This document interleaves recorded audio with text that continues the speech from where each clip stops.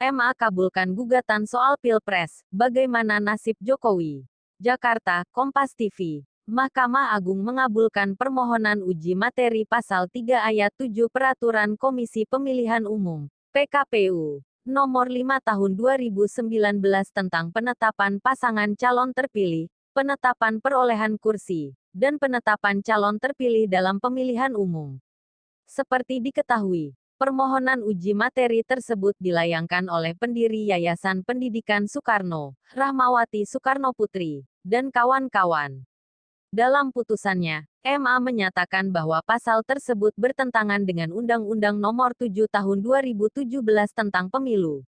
Menanggapi putusan MA, Komisioner KPU, Hasyim Asyari, menegaskan hasil Pilpres 2019 sudah memenuhi prinsip konstitusional atau sesuai dengan UUD 1945.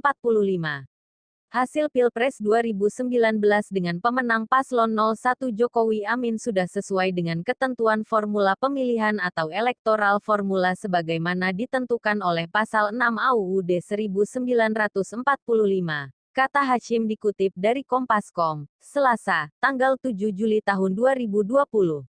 Adapun pasal 6 UUD 1945 berbunyi. 1.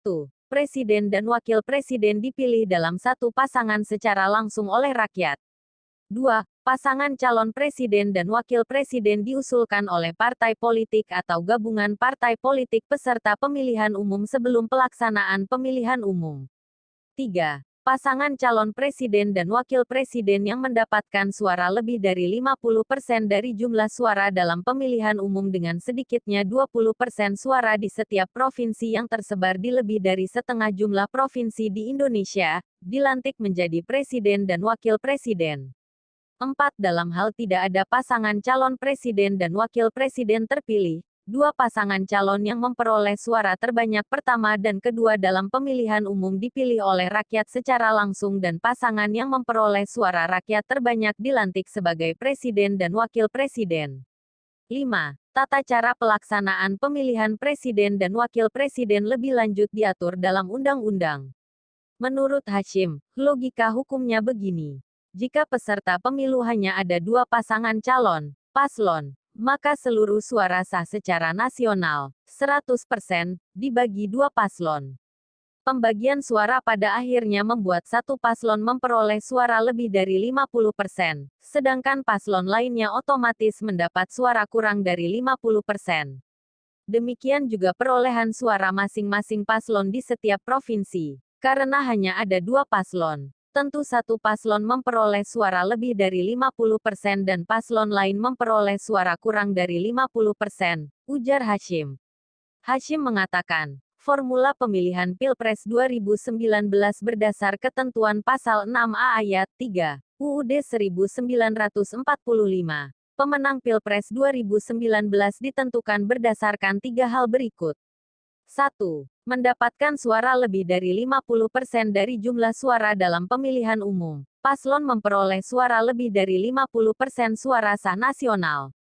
2. Mendapatkan suara dengan sedikitnya 20% suara di setiap provinsi. Paslon memperoleh suara minimal 20% suara sah di setiap provinsi. Dan demikian juga perolehan suara masing-masing paslon di setiap provinsi. Karena hanya ada dua paslon, tentu satu paslon memperoleh suara lebih dari 50% dan paslon lain memperoleh suara kurang dari 50%, ujar Hasyim. Hasyim mengatakan, formula pemilihan Pilpres 2019 berdasar ketentuan pasal 6A ayat 3, UUD 1945. Pemenang Pilpres 2019 ditentukan berdasarkan tiga hal berikut. 1. Mendapatkan suara lebih dari 50% dari jumlah suara dalam pemilihan umum. Dalam kurung paslon memperoleh suara lebih dari 50% suara sah nasional. 2. Mendapatkan suara dengan sedikitnya 20% suara di setiap provinsi. Dalam kurung paslon memperoleh suara minimal 20% suara sah di setiap provinsi. Dan 3. Perolehan suara minimal 20% suara sah di setiap provinsi yang tersebar di lebih dari setengah jumlah provinsi di Indonesia. Tiga ketentuan tersebut adalah kumulatif, Artinya tiga hal tersebut harus dipenuhi semua, untuk dinyatakan sebagai pemenang Pilpres 2019, kata Hashim. Adapun perolehan suara sah nasional di 34 provinsi dan suara pemilu di luar negeri jumlahnya mencapai 154.257.601 suara. Rinciannya, pasangan Jokowi Amin mendapat 85.607.362 suara atau 55,50% dan Prabowo Sandi memperoleh suara 68.650.239 atau 44,50%. Adapun persebarannya, Jokowi Amin menang di 21 provinsi, dengan perolehan suara lebih dari 50% di setiap provinsi. Sedangkan Prabowo Sandi unggul di 13 provinsi, dengan perolehan suara lebih dari 50% di setiap provinsi. Jumlah provinsi di Indonesia adalah 34 provinsi. Setengah jumlah provinsi di Indonesia adalah 34 dibagi 2, yakni 17. Dengan demikian ketentuan, pada undang-undang bahwa, lebih dari setengah jumlah provinsi di Indonesia, adalah lebih dari 17 provinsi, kata Hashim. Berikut 21 provinsi yang dimenangkan Jokowi Amin terdiri atas Sumut, Lampung, Bangka Belitung, Kepulauan Riau, DKI Jakarta, Jawa Tengah, DI Yogyakarta, Jawa Timur, Bali. Kemudian NTT, Kalimantan Barat, Kalimantan Tengah, Kalimantan Timur, Sulawesi Utara, Sulawesi Tengah, Gorontalo, Sulawesi Barat, Maluku, Papua, Papua Barat, dan Kalimantan Utara.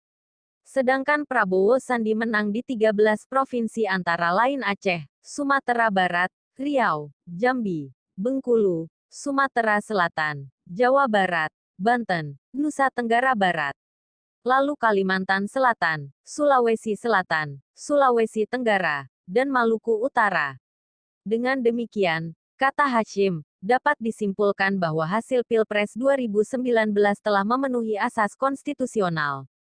Sebab, salah satu paslon mendapat suara lebih dari 50% dari jumlah suara dalam pemilihan umum atau paslon memperoleh lebih dari 50% suara sah nasional, yaitu 85.607.362 suara atau 55,50%. Salah satu paslon juga mendapat suara sedikitnya 20% di setiap provinsi yang tersebar di lebih dari setengah jumlah provinsi di Indonesia, yaitu menang di 21 provinsi dengan perolehan suara lebih dari 50% di setiap provinsi. Untuk diketahui, Mahkamah Agung (MA) mengabulkan permohonan uji materi pasal 3 ayat 7 Peraturan Komisi Pemilihan Umum (PKPU) Nomor 5 Tahun 2019 tentang penetapan pasangan calon terpilih, penetapan perolehan kursi, dan penetapan calon terpilih dalam pemilihan umum.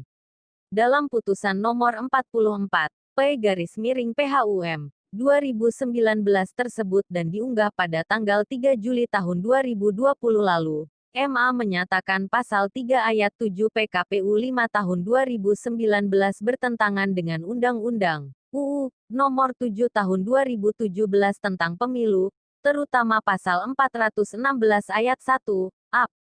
Mengabulkan permohonan hak uji material yang diajukan para pemohon untuk sebagian dan menyatakan pasal 3 ayat 7 PKPU 5 tahun 2019 bertentangan dengan UU Nomor 7 tahun 2017. Demikian dilansir Kompas.com dari kontan.co.id, Selasa, tanggal 7 Juli tahun 2020. Pasal 3 ayat 7 PKPU 5 tahun 2019 berbunyi, dalam hal hanya terdapat dua pasangan calon dalam pemilu presiden dan wakil presiden, KPU menetapkan pasangan calon yang memperoleh suara terbanyak sebagai pasangan calon terpilih. Sedangkan pasal 416 ayat 1 UU 7 tahun 2017 berbunyi, pasangan calon terpilih adalah pasangan calon yang memperoleh suara lebih dari 50% dari jumlah suara dalam pemilu presiden dan wakil presiden dengan sedikitnya 20% suara di setiap provinsi yang tersebar di lebih dari setengah jumlah provinsi di Indonesia. Dalam pertimbangannya MA berpendapat, KPU yang mengeluarkan PKPU 5 tahun 2019 telah membuat norma baru dari peraturan yang berada di atasnya, yakni UU 7 tahun 2019. Selain itu, KPU juga memperluas tafsir dalam Pasal 416 UU 7 Tahun 2017